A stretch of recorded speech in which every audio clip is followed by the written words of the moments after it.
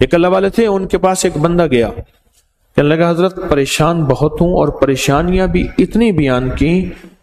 بیان کی کہ انسان سنے اور غم زدہ ہو جائے یا خود رونے لگ جائے۔ تو انہوں نے فرمایا اگر تیری پریشانی اتنی زیادہ ہے تو تو ایسا کر، 40 پردیسی مسافر جمع کر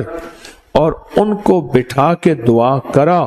اور وہ گڑ گڑا کے دعا مانگے۔ جب گڑ گڑا کے دعا مانگے تو اللہ تیری پریشانی دور کر دے گا۔ 40 پردیسی مسافر جمع کر اور وہ گڑ گڑا کے دعا مانگے، لیکن ایک شرط ہے، شرط یہ ہے ہوں مخلص، جو اللہ کے لیے ہوں، نہ مال نہ چیزیں نہ پیسے نہ جیب گرم، کچھ بھی نہیں، مخلص ہوں۔ آپ 40 پردیسی مسافر اڈے سے اسٹیشن سے جمع کر لیں گے منت کر کے، لیکن کیسے یقین ہے کہ یہ مخلص ہیں یا نہیں ہیں؟ اور تسبیح خانے میں کون پردیسی ہاتھ کھڑا کرے؟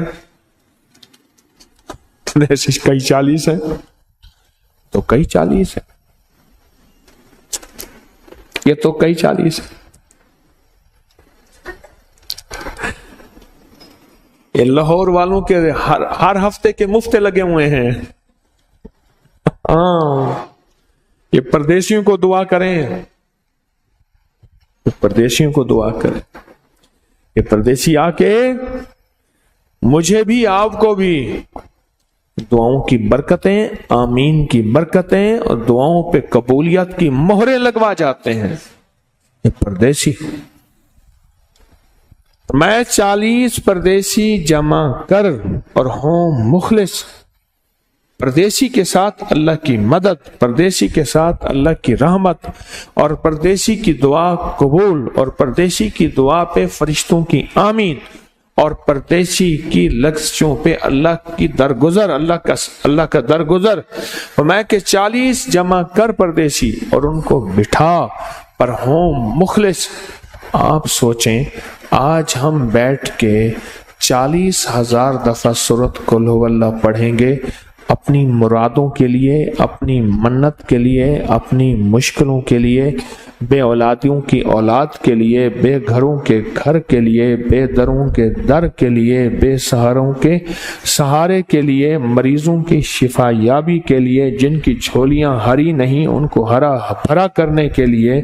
اور جن کے گھر میں آگ لگی ہے حسد کی، دھوکے کی، فریب کی، نقصان کی، پریشانی کی، بربادی کی، اس آگ کو بجھانے کے لیے، اور جو غربت اور تنگ دستی میں پس گیا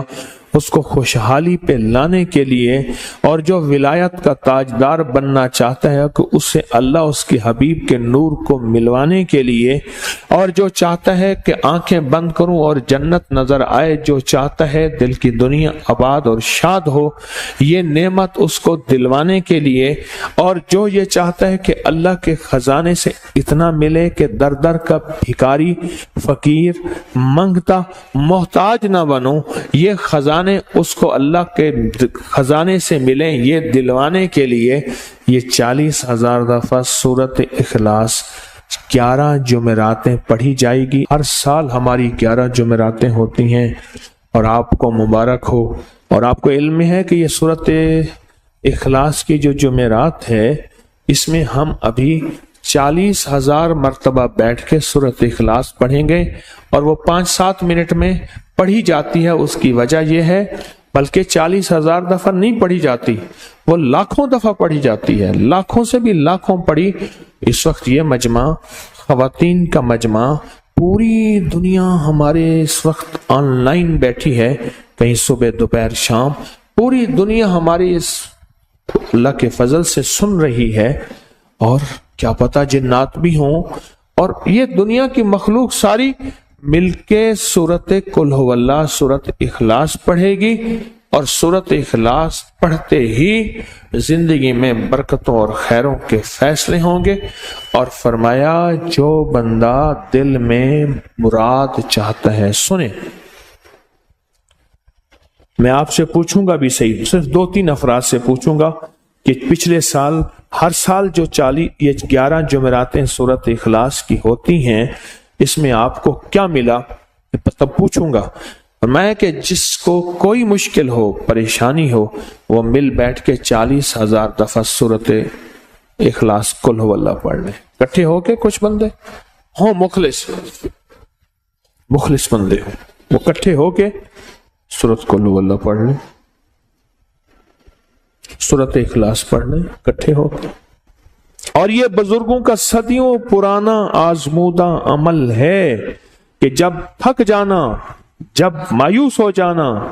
جب زندگی کی آسیں امیدیں ختم ہو جائیں،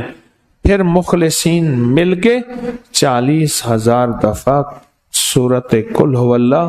یعنی سورت اخلاص پڑھ لیں۔ اب یہ 40,000 دفعہ بیٹھ کے سورت اخلاص قل هو اللہ پڑھیں گے۔ کسی کے پاس گھر نہیں، اللہ مجھے گھر دے دے، اولاد نہیں، اللہ اولاد دے گے۔ آج ہم 40,000 دفعہ سورۃ اخلاص پڑھیں گے نا، اس میں سب سے ٹاپ پہ جو چیز رکھیں گے نا، سب سے ٹاپ پہ چیز یہ رکھیں گے، اللہ میرے دل کو اپنی معرفت کے لیے قبول کر اور بے اولادوں کو اولاد دے دے۔ بے اولادوں کی اولاد خاص طور پہ مانگنی ہے، آج بہت مانگنی ہے۔ یاد رکھنا میری بات کو ذرا غور سے سننا اور یاد رکھنا، غور سے سننا، یاد رکھنا۔ جب دوسروں کی اولاد تڑپ سے مانگے گا اپنی اولاد کے ہوتے ہوئے، اللہ اس کی نسلوں میں بے اولادیاں نہیں دے گا، نہیں دے گا۔ کوئی پتہ نہیں، 7 بیٹے تھے، 7 بیٹیاں تھیں، 14 بہن بھائی تھے، 11 بہن بھائی تھے، اگلی نسل کے اندر ایک بیٹی کو ترستے ہیں، نہیں ہے، کوئی خبر نہیں۔ جو دوسرے کی خیر مانگے گا، جو دوسرے کا بھلا مانگے گا، جو دوسرے کی خیر چاہے گا، جو دوسرے کا بھلا چاہے گا، جو دوسروں کے لیے گڑ گڑائے گا، جو دوسروں کے لیے بھیکاری بن جائے گا، جو دوسروں کے لیے محتاج بن جائے گا، اللہ میرا کہتا ہے میرا بندہ میں تیرے دل کے جذبے بھی جانوں، تیرے اندر کے درد بھی جانوں، تیرے وجدان کو بھی جانوں، تیرے ساز و سوز کو بھی جانوں، تیرے اٹھے قدم بھی جانوں، تیری زندگی کے دائیں بائیں کو بھی جانوں، تیری صبح شام کو جانوں، تیری تنہائیاں اور اندھیروں کو جانوں، تیرے اندر کے خیال اور جذبوں کو جانوں۔ تو میرے ایک بندے کے لیے اتنا تڑپ رہا، نہ تڑپ، میں اس کو بھی دوں گا، تجھے بھی دوں گا۔ میرے حضور کی بارگاہ میں ایک سائل آیا اور بہت پریشان کہ یا رسول اللہ صلی اللہ علیہ وسلم، غربت، تنگ دستی، فقر، غربت، تنگ دستی، فقر، اور گھر میں حالات مفلسی، بدحالی، اور یہ غربت ہماری والی نہیں، وہ پیٹ پہ پتھروں والی غربت۔ خیال کرنا، ہمارا جو آج کا کہتا ہے نا میں غریب ہوں، اس کے گھر کے اسباب کو اگر فروخت کر دیں، گھر کے اسباب کو، اس غریب کے لیے وہ غریب آیا آقا کی بارگاہ میں، غربت اور تنگ دستی۔ اور میرے حضور نے فرمایا گھر میں جا، ایک دفعہ سلام کر، ایک دفعہ قل هو اللہ پڑھ، کام ہو گیا۔ ایک دفعہ سلام، ایک دفعہ سورت قل هو اللہ اخلاص، بس۔ انہیں یقین تھا، یقین کی دنیا کو جانتے تھے، یقین کے نظام کو جانتے تھے، آقا کے فرمان بس چل پڑے اور چلتے گئے، اور یقین نے یہاں اور اتنا کر دیا یقین نے کہ میرے حضور نے فرمایا بس حکم ہے، اور رب نے تونگری کے دروازے کھول دیے، اور لوگوں نے دیکھا کہ وہی بندہ ہے جس کے گھر میں فاقے تھے، آج لوگوں کو بانٹتا پھر رہا ہے، اور اس کے پاس ختم نہیں ہو رہا، ختم نہیں۔